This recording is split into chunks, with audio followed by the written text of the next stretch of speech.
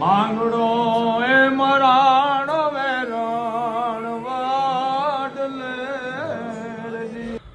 નમસ્કાર મિત્રો અને સ્વાગત છે તમારા બધાનું આજના નવા વિડીયોમાં. તો આજના વિડીયોમાં આપણે વાત કરવાની છે મણિધર બાપુ વિશે.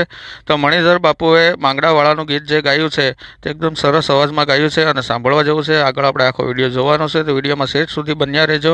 અને હાલમાં એક પદ્માનું જે ગીત ખૂબ જ સોશિયલ મીડિયામાં વાયરલ થઈ રહ્યું છે અને છેલ્લા લગભગ 10 દિવસથી ટ્રેન્ડિંગમાં છે. તો તેના ગાયક છે પંકજ મિસ્ત્રી. જે પંકજ મિસ્ત્રી છે તમે વિડીયોમાં જોઈ શકો છો કે મોગલમાના દર્શને કબરાઓ પોગી ગયા છે અને બાપુને ત્યાં દર્શન કરવા ગયા તો બાપુએ પણ માંગડાવાળાનું ગીત ગાઈ અને બધાને ખુશ કરી દીધા હતા. અને બાપુએ પણ માંગડાવાળાનું જે ઇતિહાસ છે એને ઉજાગર કરવાની કોશિશ કરી હતી.